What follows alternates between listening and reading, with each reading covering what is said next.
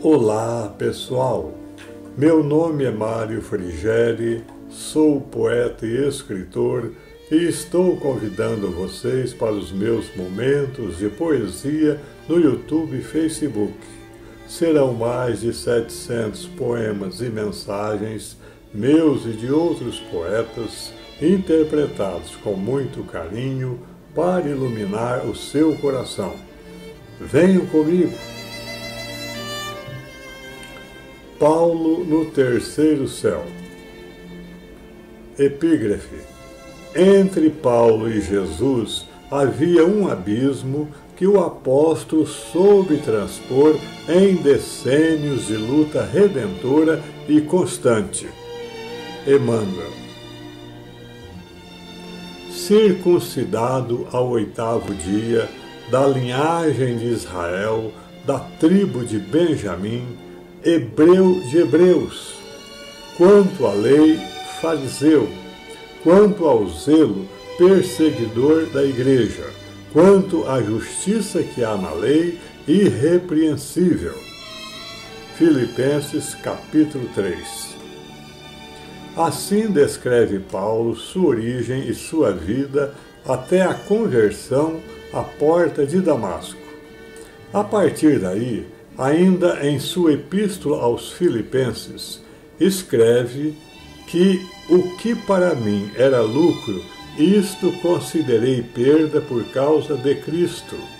Sim, deveras, considerei tudo como perda por causa da sublimidade do conhecimento de Cristo Jesus, meu Senhor, por amor do qual perdi todas as coisas e as considero como refúgio para ganhar a Cristo e ser achado nele.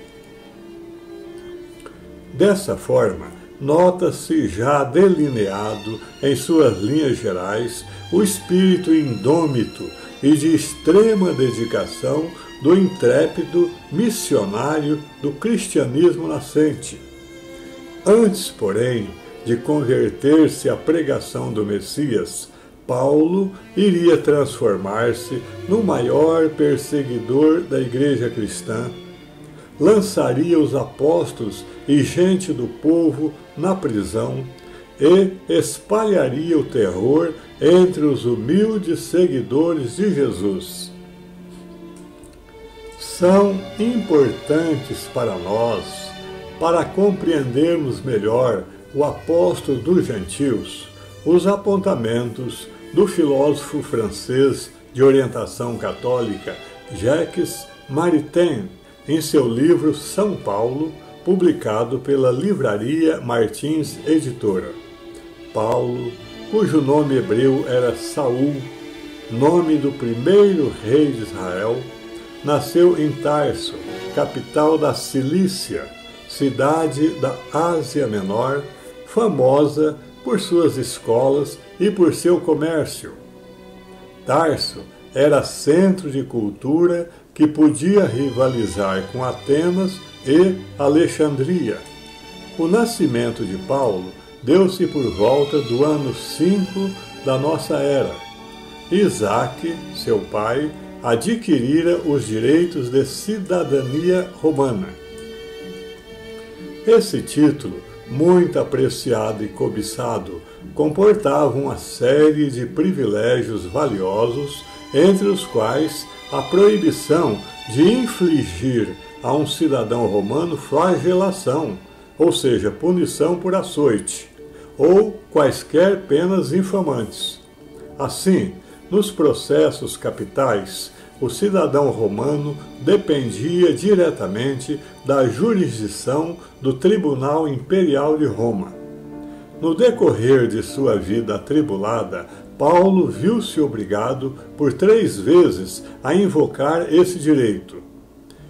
Em Filipos, como podemos ver em Atos dos Apóstolos 16:3, e em Jerusalém, Atos 22:25, para livrar-se dos açoites, e indiretamente em Cesareia, Atos 25:11, quando apelou da sentença para ser julgado perante César. Aprendeu desde criança os idiomas hebraico, aramaico e grego. Ao mesmo tempo que aprendia a ler no livro da Palavra de Deus e se iniciava nas tradições dos antepassados, dedicava-se também à aprendizagem da profissão manual exercida pelo pai, que era tecelão. O primeiro dever de um chefe de família hebreu, após haver circuncidado o filho, era ensinar-lhe a Torá, isto é, os 5 livros de Moisés, e dar-lhe um ofício. E Paulo aprendeu a tecer e fabricar tendas, não por necessidade, mas porque era lei. Aos 15 anos, parte para Jerusalém, a fim de ser instruído aos pés de Gamaliel. Segundo a tradição judaica, Gamaliel era filho de Hilel, o fundador da escola rabínica, notória por sua mentalidade humana e por seu bom senso na interpretação da lei. Assevera o judaísmo ortodoxo que, se a lei escrita nos vem de Moisés, acontece o mesmo com a lei oral, que também teria sido recebida por Moisés no Sinai e transmitida a Josué, por este aos antigos e pelos antigos aos profetas, até chegar aos doutores. Foi ao estudo da Torá e da sua interpretação tradicional que Paulo se consagrou durante mais de 15 anos. O aluno, no ensino oficial daquele tempo, aprendia de cor, salmodiando as sentenças e os ditos dos rabinos de maneira cadenciada, ritmada e balanceada. A fim de facilitar a retenção da lei escrita e oral na memória, os rabinos haviam engenhado certos processos de memorização. Isto fazia com que muitos deles soubessem de cor não só a Torá, mas também grande parte dos livros e comentários tradicionais. Dessa educação rabínica, Paulo guardará uma incomparável ciência das Escrituras e aquela maneira sutil e refinada de argumentação de que ele era insuperável detentor.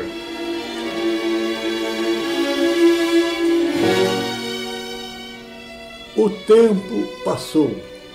Paulo se tornou adulto e, nos primeiros anos após a crucificação de Jesus, passou a perseguir tenazmente os cristãos em nome do Sinédrio, julgando com isso estar fazendo o melhor em defesa do mosaísmo. Essa assombrosa e inédita perseguição prosseguiu de forma avassaladora até a sua conversão posterior às portas de Damasco, aonde ele foi com cartas de Jerusalém para colocar a ferros os seguidores do Nazareno. É ele mesmo que, em Atos dos Apóstolos, capítulo 26, descreve ao rei Agripa esse magno acontecimento de sua vida com as seguintes palavras. Abre aspas. Ao meio-dia, ó rei, indo eu caminho afora, vi uma luz no céu, mais resplandecente que o sol, a qual brilhou ao redor de mim e dos que iam comigo. E caindo todos nós por terra, ouvi uma voz que me falava em língua hebraica, dizendo: Saulo, Saulo, por que me persegues? Dura coisa é recalcitrares contra os aguilhões. Então eu perguntei: Quem és tu, Senhor? Ao que o Senhor respondeu: Eu sou Jesus, a quem tu persegues. Mas levanta-te e firma-te sobre teus pés, porque foi por isto que te apareci. Vou constituir-te ministro e testemunha, tanto das coisas em que me viste, como daquelas pelas quais te aparecerei ainda. Eis que te envio ao povo e aos gentios, para lhes abrir os olhos e convertê-los das trevas para a luz e da potestade de Satanás para Deus. Eles devem receber remissão de pecados e se tornarem herança entre os que são santificados pela fé em mim. Fecha as aspas. Essa visão maravilhosa, reflexiona Maritain, liquefez o coração do apóstolo e quebrou todas as barreiras que o separavam do Messias divino. A partir daí, Paulo seria o vaso escolhido do Senhor e se transformaria no intimorato apóstolo dos gentios. Ele, que fora o mais fervoroso dos fariseus, renascia agora para a sua grande missão de doutor da liberdade. O sentido da liberdade estará arraigado em seu espírito até a medula dos ossos. Sua doutrina é inseparável de sua experiência. Paulo não foi somente chamado como os outros apóstolos, ele foi convertido. É o primeiro grande convertido, escolhido para levar a toda parte o nome do Cristo, e sua missão doutrinal é a irradiação prodigiosa de sua conversão interior. Paulo teve consciência mais profundamente que qualquer outro da imensa revolução espiritual realizada por Jesus. Por isso, batalhará infatigavelmente durante toda a sua vida pela vitória da verdade de Deus nos corações humanos. Amará com amor incomparavelmente terno e forte todos aqueles que irá plasmar para a fé. Sentirá o coração dilacerado quando os vir ameaçados pelos ensinamentos dos falsos doutores, notadamente quando os vir tentados a esquecer a liberdade que lhes ensinou ou a compreendê-la em um sentido diferente. Terá necessidade da confiança de seus seguidores, não se deixará caluniar no coração deles, será obrigado, por amor à comunidade cristã a que se dirige, a fazer a apologia de si mesmo na presença de seus irmãos. De forma encantadora, falará também de Paulo, com riqueza de análises e profundeza de desdobramentos, o filósofo, educador e teólogo brasileiro Huberto Roden. Diz ele em seu livro Paulo de Tarso, publicado pela editora Martim Claret. A princípio, Paulo combate o Nazareno sem tréguas nem descanso, porque vê nele o grande inimigo da religião revelada. E depois o adora com todas as forças do coração e o quer ver adorado no mundo inteiro, porque o reconhece como Redentor da humanidade. Se tanto fez ele sem o Cristo e contra o Cristo, quanto mais não fará agora com o Cristo e pelo Cristo? Um homem como esse, que adormece de fadiga numa tenda sobre um montão de pelos caprinos e acorda ao pé do tear, a fim de reiniciar a pregação diária e gratuita do Evangelho, um homem assim é a apologia viva da verdade e da beleza do cristianismo. No meio do sussurro monótono das lançadeiras do velho tear, Paulo expunha a jubilosa realidade de que trazia cheio seu espírito e transbordante o coração. Esse trabalho diuturno e martelante num bazar aberto e acessível a todos os transeuntes proporcionava ao apóstolo magnífica oportunidade para lançar no espírito dos visitantes a semente das grandes ideias que lhe refugiam na alma. Só Deus sabe quantos negociantes, quantos pescadores e quantos marinheiros de Corinto receberam a primeira notícia de Jesus Cristo nessa barraca de tábuas e couros, onde Paulo e o casal que com ele laborava, Áquila e Prisca, confabulavam sobre a redenção da humanidade pelo Nazareno e a conquista do mundo pelo Evangelho. Talvez nunca mais, nos séculos vindouros, foi o cristianismo tão glorioso, tão simpático e tão ele mesmo como nesses primeiros anos. Era o tempo em que os discípulos do Cristo, em alguma tenda de tecelão, na praça pública ou na praia de algum rio, viviam de corpo e alma para essa grande realidade. Ali, eles enchiam dessa sorridente plenitude o mundo inteiro que transitava pela sua porta. Nunca despontou na terra mais bela primavera do que a desses tempos do cristianismo nascente.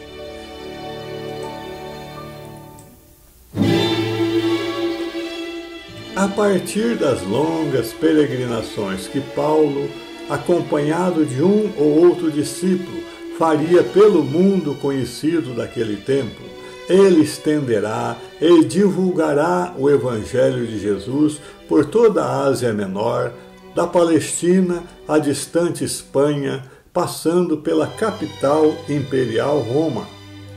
Fundará dezenas de igrejas e inúmeras comunidades cristãs nas 3 viagens missionárias que irá empreender por toda aquela região. Quanto às suas viagens, que eram na maior parte pedestres, foram calculados aproximadamente 1.000 quilômetros para a primeira, 1.400 para a segunda e 1.700 para a terceira. Ao mesmo tempo que trabalha para ganhar a vida, anuncia a boa nova, passando por provações e sofrimentos inenarráveis, conforme escreverá mais tarde em suas cartas às comunidades. As suas epístolas foram, em sua maioria, ditadas por ele no tempo que lhe sobrava entre o trabalho manual e o trabalho de evangelização. Dirige-se, por esses escritos, às suas igrejas estremecidas. São cartas de amor, ardentes e ciumentas, cartas paternais, fraternais e mesmo maternais. Essas igrejas, geradas por ele, constituem sua alegria, sua glória e sua coroa. Aos Gálatas escreve: meus filhos, pelos quais sofro de novo as dores do parto, até que o Cristo seja formado em vós. Aos Filipenses escreve: meus irmãos muito amados e desejados, minha alegria e minha coroa.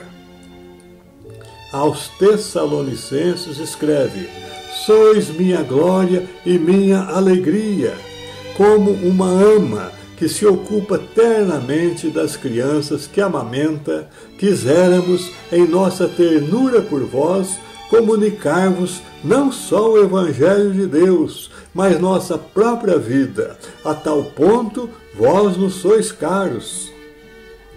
Aos Coríntios escreve: meus filhos bem-amados, ainda que tivesseis 10.000 preceptores no Cristo, não teríeis, contudo, vários pais, pois fui eu que vos gerei pelo Evangelho em Cristo Jesus, porque zelo por vós com zelo de Deus, visto que vos tenho preparado para vos apresentar como virgem pura a um só esposo, que é o Cristo.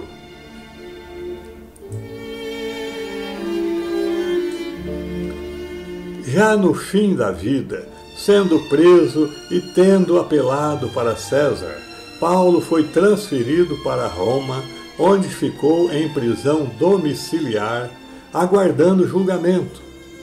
Mas continuava trabalhando com denodo pela divulgação do Evangelho de Jesus. Escreveu ali suas últimas epístolas às igrejas distantes que ele tanto amava. A Timóteo, seu companheiro de tantas jornadas, confia a convicção de haver terminado a carreira. É Huberto Roden, no livro citado, quem poetiza esse momento melancólico. Diz ele, reproduzindo palavras do apóstolo Paulo e imaginando o apóstolo com um olhar sereno de trabalhador que volta ao lar após um dia de pesada labuta.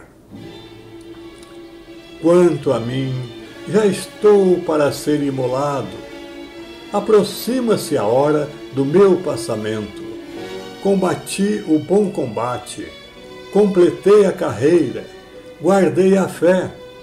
No mais, me está reservada a coroa da justiça, que naquele dia me dará o Senhor, justo juiz, e não somente a mim, mas a todos os que, amorosos, anseiam pelo seu advento. Prossegue Roden. A cadência suave destas pequenas frases é como o extinguir gradual de um dia de outono. Declina o sol no horizonte, alongam-se as sombras do poente. Ouve-se ao longe o marulhar de grandes águas. Ciciam pelos ciprestes as brisas vespertinas. Caem as folhas caducas. Perdem-se na penumbra os contornos das coisas. Paira no espaço uma paz imensa. Anoitece. Uma velha capa, uns livros sagrados e alguns manuscritos. Eis aí toda a fortuna desse homem que, pelo espaço de 30 anos, trabalhou pelo bem da humanidade e enriqueceu milhares e milhões de almas. Para morrer em tamanha pobreza, é necessário ter vivido com a alma repleta de uma imensa riqueza. Diz Emmanuel, no livro Paulo Estevão, publicado pela FEB, que algumas semanas depois veio um grupo armado, após a meia-noite, arrastar Paulo à prisão. E pela madrugada, enquanto ao longe no horizonte, pontilhado de estrelas, delineavam-se os tons maravilhosos da alvorada, os soldados o colocaram numa carruagem e tomaram a direção da Via Ápia. Foi em um dos cemitérios situados à margem dessa via que Paulo viveu seus últimos momentos na carne. Um golpe violento de espada seccionou-lhe a garganta, fazendo pender a velha cabeça que se nevara aos sofrimentos do mundo. O quinto livro do Novo Testamento, chamado Atos dos Apóstolos, foi escrito por Lucas a pedido de Paulo. O apóstolo dos gentios passou ao médico, seu companheiro de tantas lutas, todas as informações de que dispunha e sugeriu-lhe entrevistar os demais evangelistas e apóstolos, bem como a Virgem Santíssima, e até mesmo demais pessoas que se relacionaram com Jesus e os próprios miraculados, a fim de que sua obra fosse o mais completa e fiel possível aos fatos, retratando a forma exata como ocorreram.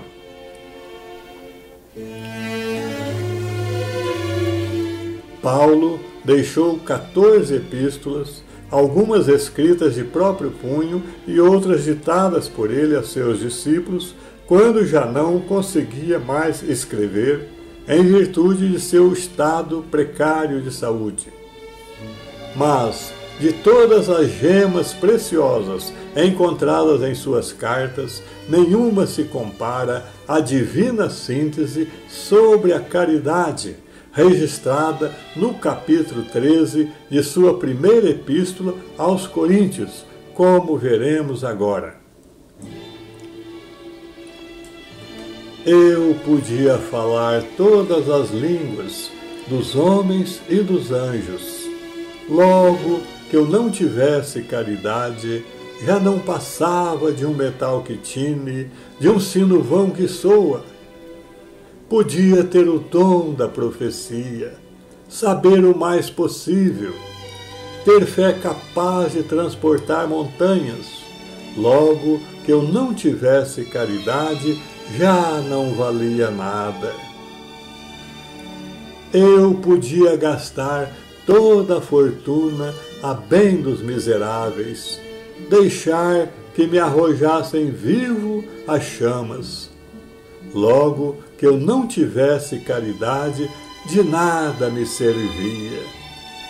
A caridade é dócil, é benévola, nunca foi invejosa, nunca procede temerariamente, nunca se ensoberbece. Não é ambiciosa, não trabalha em seu proveito próprio, não se irrita, nunca suspeita mal, nunca folgou de ver uma injustiça. Folga, sim, com a verdade, tolera tudo, tudo crê e espera. Em suma, tudo sofre.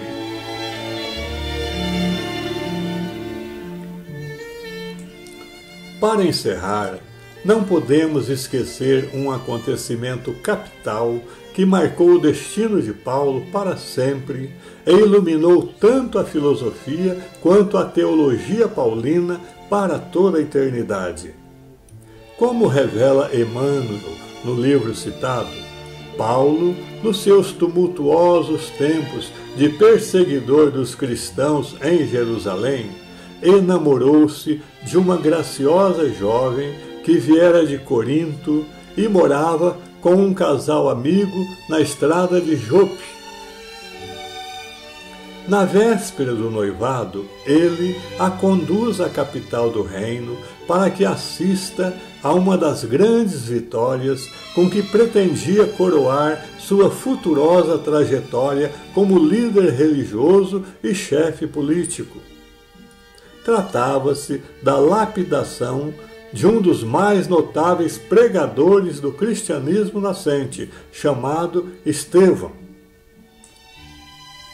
Estevão era o novo nome cristão adotado por Gesiel, depois que ele também viera de Corinto.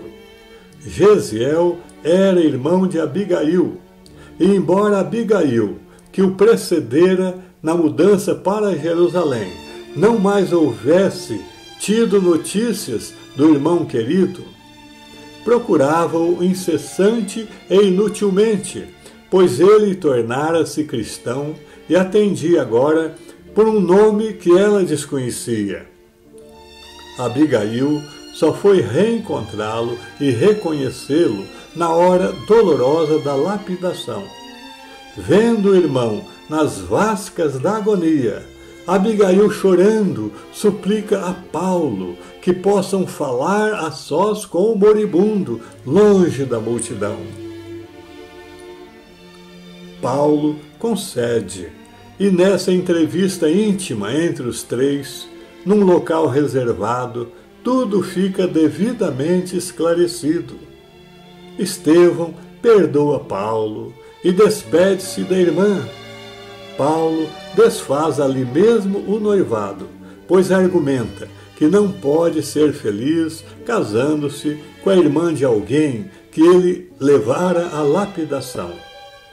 Abigail morre pouco tempo depois, consumida pelo desgosto, após haver adotado Cristo como seu Salvador. Não muito tempo após esses fatos, Paulo também converte-se ao cristianismo, em decorrência, como vimos, da visão que teve de Jesus às portas de Damasco. Narra Emmanuel que após a conversão, Paulo passou 3 anos no deserto de Palmira em meditações e trabalhos em tecelagem para burilamento do caráter e preparação para a nova fase de sua vida.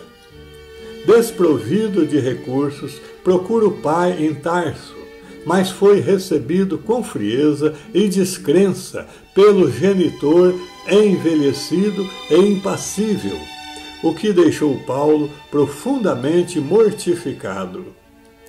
Busca em seguida uma taberna onde se alimenta parcamente e em seguida se afasta para as margens do Tauro, na zona rural da cidade, a fim de meditar e traçar novos rumos à sua existência. Quando deu acordo de si, Paulo percebeu que a noite havia fechado de todo. O céu oriental resplandecia de estrelas. Ventos suaves sopravam de longe, refrescando-lhe a fronte encandecida. Acomodou-se como pôde entre as pedras agrestes, submerso no silêncio da natureza amiga. Confiou ao Divino Mestre suas preocupações acerbas, pediu o remédio de sua misericórdia e procurou manter-se em repouso. Após ardente prece, parou de chorar, parecendo-lhe que uma força superior e invisível lhe balsamizava as chagas da alma opressa. Sentiu-se adormecer e, ao mesmo tempo, despertar em uma região de sonhos inefáveis. Pareceu-lhe que fora arrebatado a uma campina primaveril, recheada de flores, constituídas de névoa de variadas cores. Aos seus ouvidos chegavam melodias suaves, executadas ao longe por harpas e alaúdes divinos. O local era tão paradisíaco que, em suas epístolas mais tarde, Paulo irá referir-se a ele sob a denominação de terceiro céu. Logo sentiu passos de alguém que se aproximava de mansinho.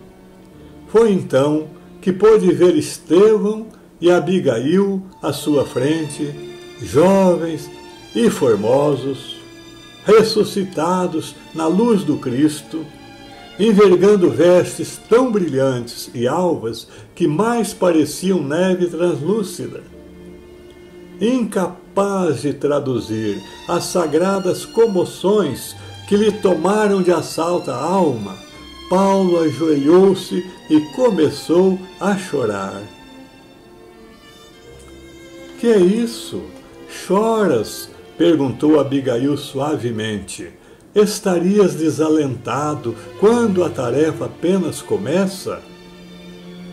Paulo levanta-se, mas continua a derramar lágrimas, que eram apenas um desabafo de seu coração abandonado no mundo. Traduziam um júbilo infinito, uma gratidão imensa a Jesus por lhe proporcionar aquele celeste encontro.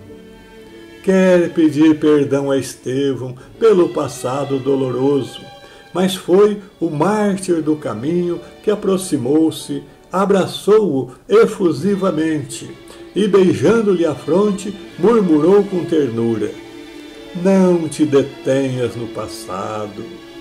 Quem haverá no mundo isento de erros? Só Jesus foi puro. Paulo sente-se agora mergulhado num oceano de venturas. Quer falar, mas a emoção cela os seus lábios. Percebe que Estevão agora se afasta lentamente e nota que Abigail está mais radiosa e formosa do que nunca. dialoga com a noiva espiritual, que lhe toma as mãos calejadas nos labores rudes do deserto e lhe fortalece a alma combalida, respondendo aos mais íntimos anseios que lhe encandeciam o pensamento. Paulo nota que Estevão lhe dirige um olhar fraterno de despedida, enquanto Abigail, apertando-lhe as mãos, esboça um gesto de amoroso adeus. O apóstolo, então, para aproveitar aquele momento fugaz, dirige a sua amada, em busca de maior compreensão, a primeira das 4 perguntas que mais palpitavam em seu mundo interior. Que fazer para adquirir a compreensão perfeita dos desígnios do Cristo? Ama, responde-lhe Abigail espontaneamente. Como proceder de modo a enriquecermos na virtude divina? Trabalha, esclarece a noiva amada, sorrindo com bondade. Que providências adotar contra o desânimo destruidor? Espera, responde-lhe a noiva num gesto de terna solicitude. E como conciliar as grandiosas lições do Evangelho com a indiferença dos homens? Abigail aperta-lhe as mãos com mais ternura, a indicar as despedidas e acentua docemente: perdoa.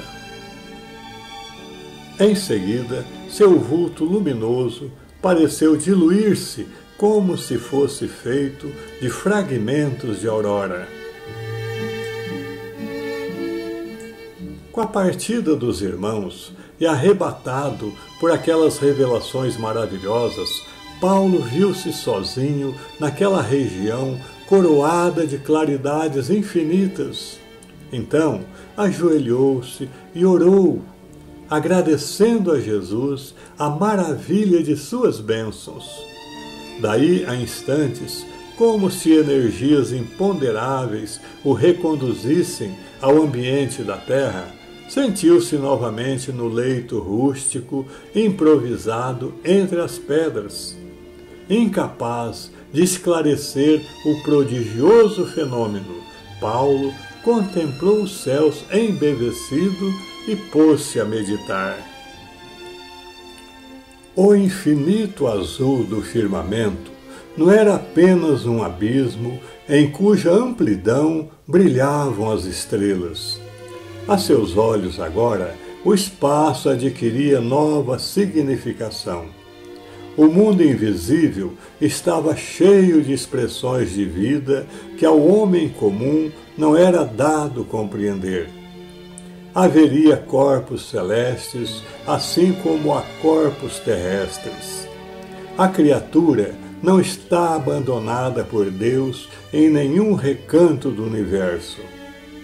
A bondade divina excede a toda a inteligência humana. Para Estevão, ele havia sido o verdugo cruel. Para Abigail, o noivo ingrato. Entretanto, Deus permitia que eles voltassem à paisagem do mundo para reanimar o seu coração. À medida que Paulo reflexionava, ia experimentando uma paz até então desconhecida. Uma compreensão diferente felicitava-o para o reinício da jornada no mundo. Sim, guardaria o lema de Abigail para sempre: o amor, o trabalho, a esperança e o perdão seriam seus companheiros inseparáveis. Somente muito depois, quando as brisas leves da madrugada anunciavam o dia, o ex-doutor da lei conseguiu conciliar o sono. Quando despertou, era manhã alta e ao longe, Tarso havia retomado o seu movimento habitual.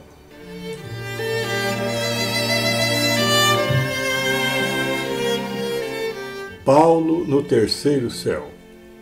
Caros amigos internautas, com fundamento nessa emocionante passagem da vida de Paulo, narrada por Emmanuel, escrevemos há mais de 40 anos o poema que apresentamos a seguir, intitulado Paulo, Estevão e Abigail, o qual faz parte de nosso livro Momentos com Jesus, publicado pela FEB.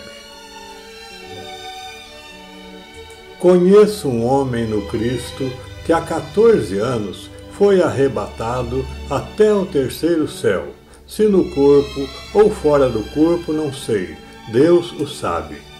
E sei que o tal homem foi arrebatado ao paraíso e ouviu palavras inefáveis, as quais não é lícito ao homem referir. Paulo, 2 Coríntios, capítulo 12. Margens do Tauro, Cilícia, arrebatado em visão, São Paulo frui a delícia de uma nova dimensão. Nessa esfera cristalina, terceiro céu intuiu, sente a presença divina de Estevão e Abigail. Fugazes fluem os momentos, por isso presto procura alinhavar pensamentos, questões que causam-lhe agrura. E pergunta imersa em luz, como conquistar a chama da compreensão de Jesus? E a noiva querida ama. E a virtude que ilumina, como proceder sem falha nessa aquisição divina? Ela responde, trabalha. Que providência adotar quando o desânimo impera e a tudo quer destroçar? E Abigail doce espera. Quanto à indiferença humana, como harmonizá-la à boa luz do Evangelho que irmana? Sussurra amada, perdoa. Amor, trabalho, esperança e perdão. O apóstolo ora, banha o coração criança na paz do Senhor e chora. Quando extravasa a emoção de seu sentimento a Deus, a noiva do coração esboça um gesto de adeus. Abigail, suavemente, aperta-lhe as mãos agora, e seu vulto evanescente desfaz em flocos de aurora.